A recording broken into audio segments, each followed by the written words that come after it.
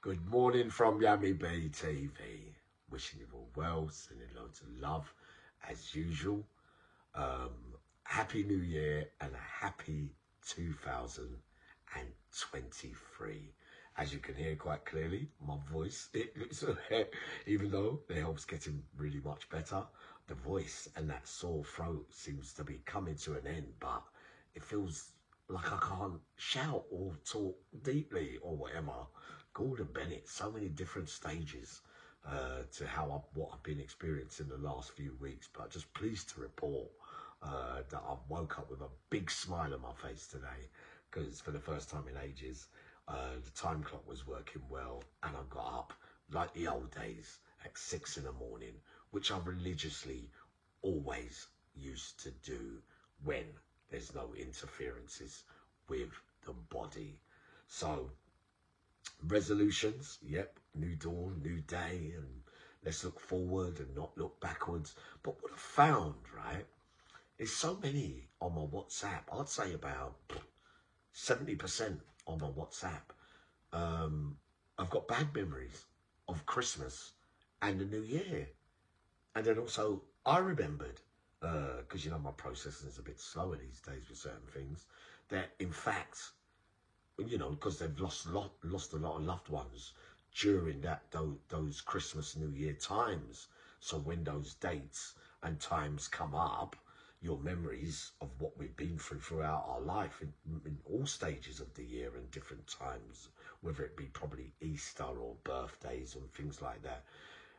For this period here, losing loved ones is always going to be in the forefront of your mind because they are significant events.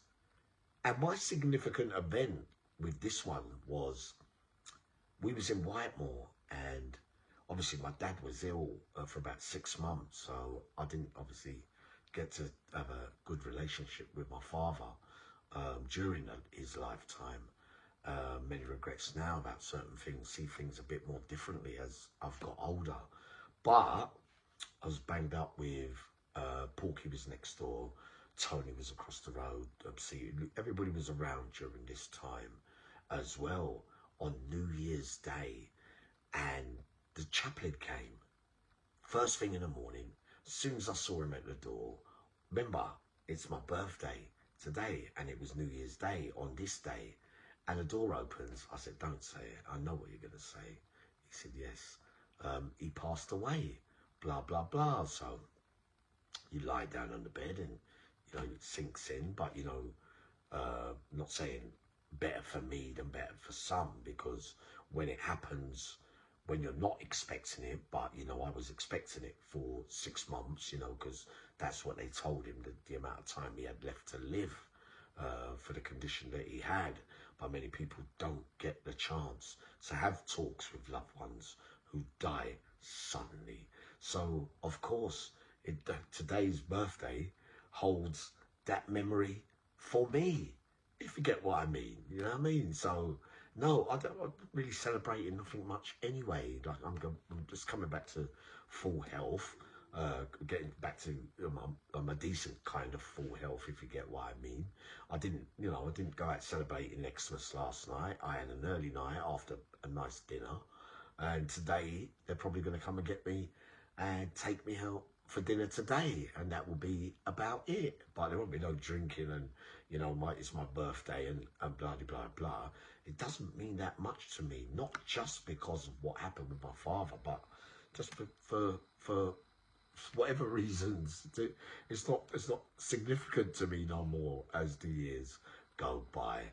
All I know is I am grateful and appreciative to be even here in 2023, to be able to spread the love and talk to many of my beloveds and friends that I've made since I've been doing this, if you get what I mean. Now, so I'm going to talk about the taxman thing again, and like you're asking, like 2-3 of you asking me, Hemi, you especially, when Brian Cockrell walked up to Billy Williams, Bill the Bomb, Lenny McLean, Roy Shaw, Lee Duffy, all everybody, not Lee Duffy, but all the rest of everybody put together and robbed tax You've got to be kidding me, boy. There is just no absolute way. There probably is taxmen that can tax taxmen, or robbers that can rob robbers. But I do not believe for 1 minute that Brian Cockerell could have ever said that. And I haven't asked him, and if it did take place, and he told me that, I'd be really, really seriously, I'd be really seriously worried about, I'd be worried about his mental state of mind. Because the story's so far-fetched. But I'm not saying it's impossible, you know what I mean? Not everything's impossible, but Hemi, get it, come on, boy, it could never, ever. You ain't going to walk up to Lenny McLean and start going through his pockets and going on a demand up. You ain't going to go and do that to build a bomb. And Roy Shaw is a die-hard, not a lunatic, but, you know, you saw with many of his fights, where even when he was losing some of those fights, once, twice, 3 times, he still gets up off the floor and wants to fight more, if you get what I mean.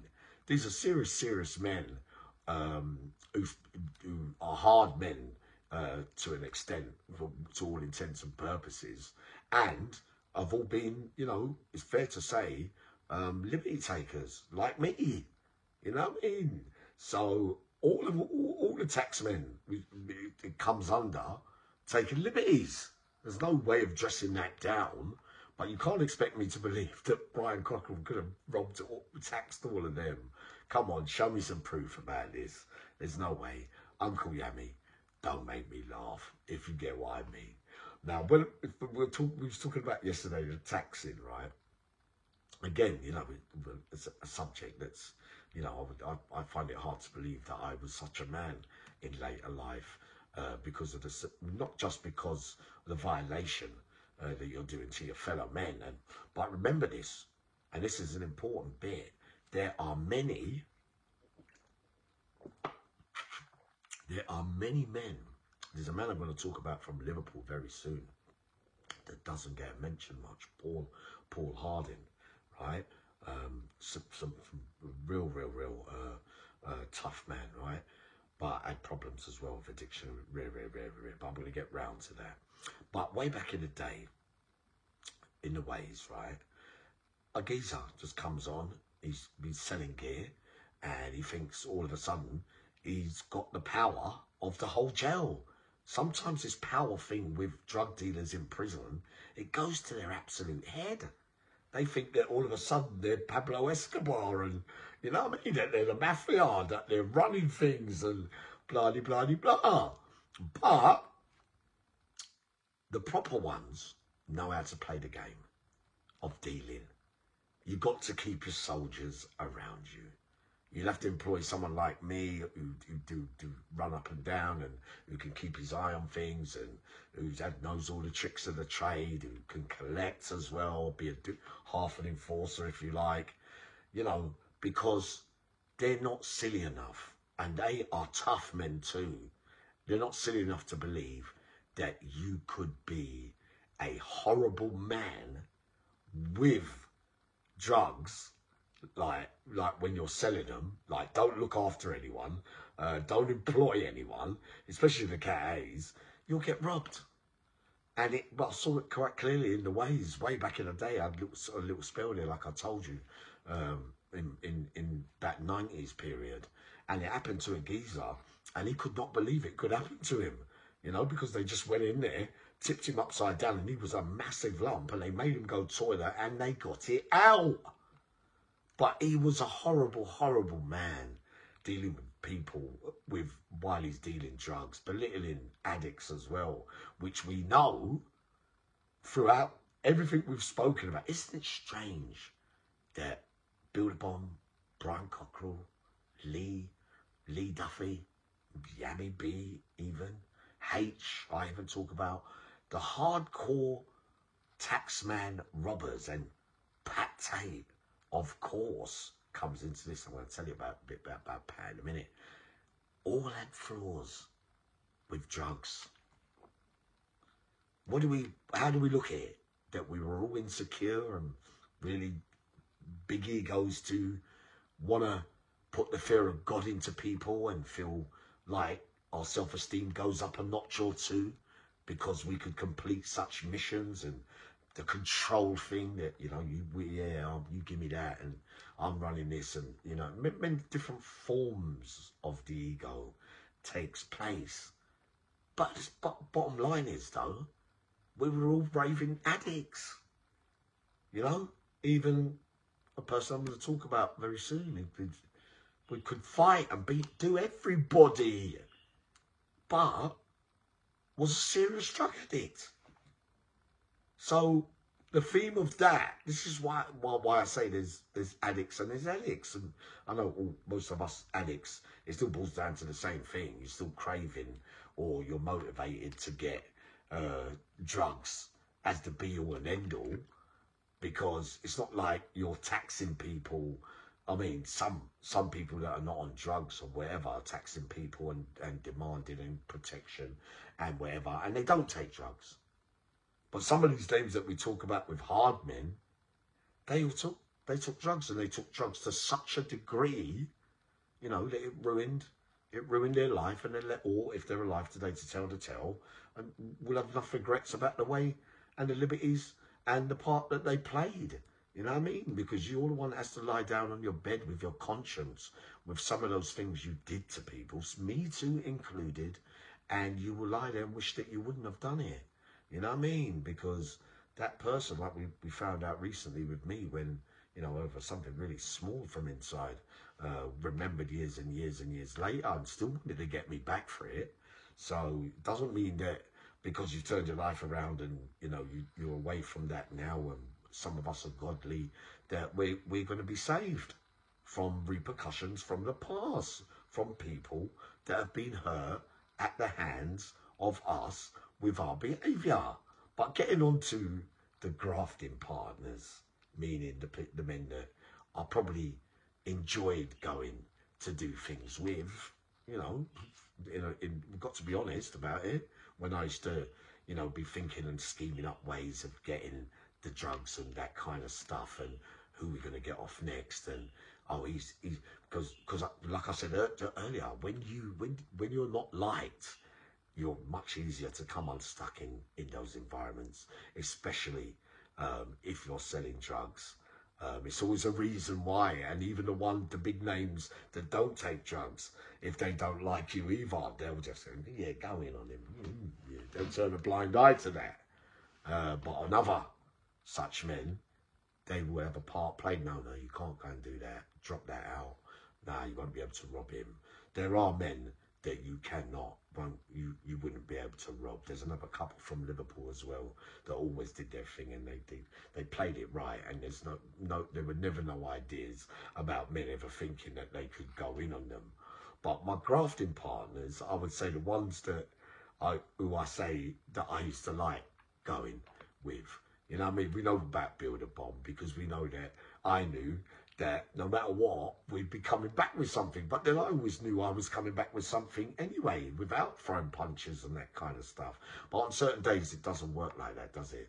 Yeah, because the ones that I've got locked off and normally give me might not have it. It might be somebody different that's got it, and I won't be able to, you know, use my skills of manipulation, or, you know, I'll have to think of another way of going in and getting it, which might involve violence of some kind. But with going to work with Bill, Bill's, I would say, a bit of both sometimes as well, because remember, a lot of men would give Bill for enough just to keep him sweet, if you get what I mean. So very rarely that he would have to go in and start bashing people up and taking their drugs, if you get what I mean.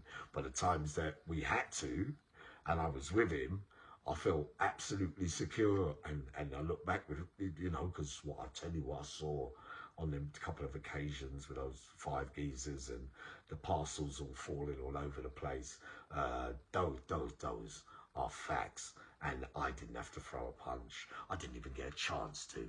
If anything, I was catching all the drugs and all that, and putting them all away, if you get what I mean. Now with Pat Tate